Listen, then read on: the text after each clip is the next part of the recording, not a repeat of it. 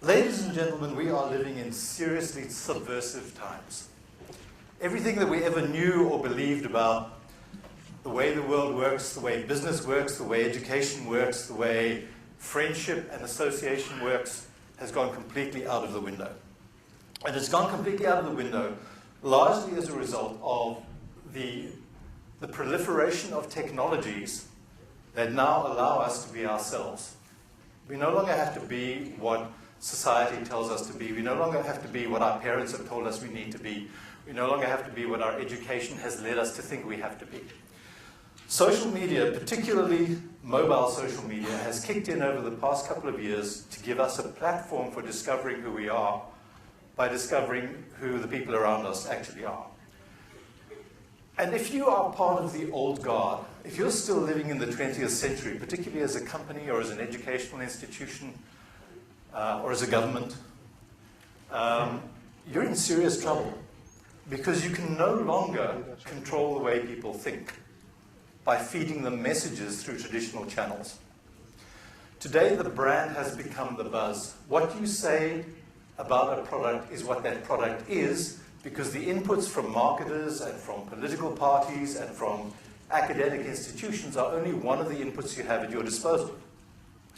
So I'd like to run through, and I hope this works because I'm pretty good at breaking things.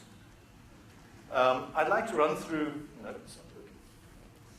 a number of issues. I'm not going to bore you with detail today because there are lots of people who are going to be talking about practical how-to tips. I want to talk more strategically.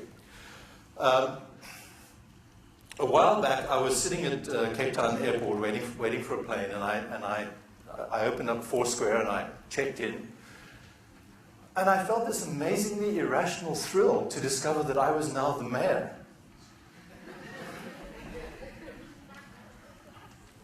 That elation kind of diminished a little bit as I realized that I was actually the mayor of Departure Lounge C of Cape Town International Airport. And then I started to worry a little bit about, well, how do I maintain this status? I've got to start coming back to the airport more often because I might lose this wonderful position. And then I started wondering, well, are they going to give me a free flight or a free cup of coffee?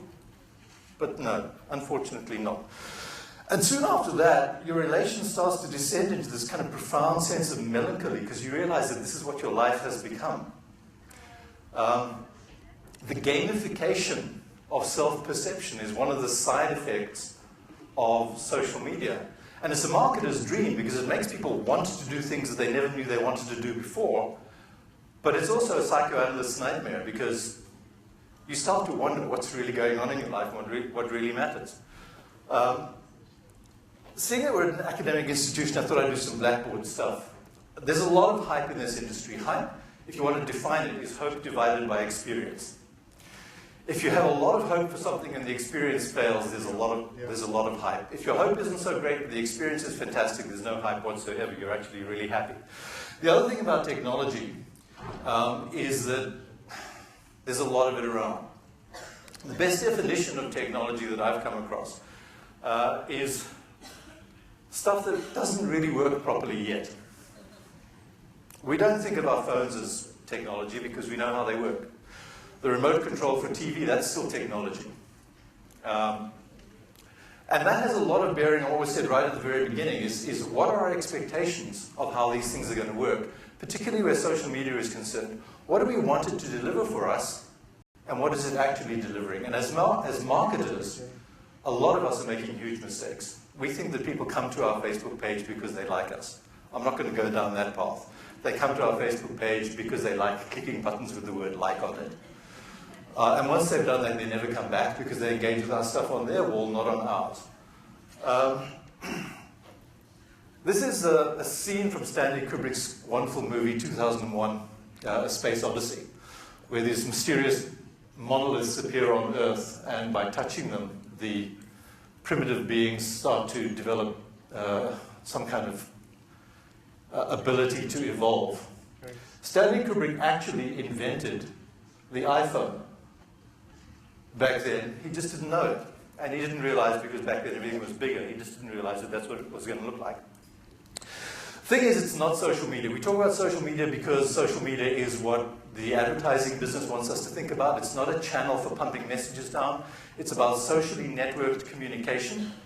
And the reason that socially networked communication is so powerful is because of the network effect. If you think about a broadcast, if I'm talking to 8 people, the value of that broadcast is 8. If those 8 people are all talking amongst themselves, the value of that network is 2 to the power n, so 2 to the power 8, which is about 500, or in this case 9, has about 512 connections. Massively, massively more powerful. And as the numbers involved in a network start to grow, you end up with, a network of 100 is worth 2 to the power 100, which is that huge number. And once you get into the thousands, that's where you start getting these amazing critical masses that kick in that allow instantaneous change to take place. Individuals tend to think in linear extrapolations. What we did yesterday influences what we're going to do tomorrow. Networks think in massively disruptive jumps, which is how you get things like the Arab Spring happening, because suddenly everybody's doing it and everybody wants to do it because everybody else is doing it. It was like the iPod experience. 25% of all iPods ever sold never actually made it out of the box, but everybody wanted to have one because everybody else had one. So if we want to survive or just thrive in chaos, we have to let go of what made us thrive in stability. Letting go is the primary theme. It's the main reason big companies start to lose the plot in social media. They want to hang on to what they've always done, and they're not willing to experiment. They're not willing to step out into the unknown. I can't tell you the number of chief executives who said to me, we don't want to do social media because people might say bad things about us. Well, hello, they're going to say bad things behind your back. You may as well be part of that conversation. So if you want to let go, one of the other reasons that companies tend to not do very well is because of accountancy. Okay. Don't trust accountants. Accountants' primary role in life is to protect you from progress, and they have this naive belief that they can actually control the future by planning. Never let reverence for the past stop you from making history. That's one of the biggest problems you have. Don't stick to tradition and allow tradition to dictate your future. Be deliberately strategic, know what you want to do, and be uncompromisingly customer-centric in what you're doing, and don't define your business in terms of its current enabling technologies. That way, book publishers would no longer be in business, newspaper publishers would no longer be in business, record producers would no longer be in business. Your technology is just an enablement. Learn to disdain your own expertise.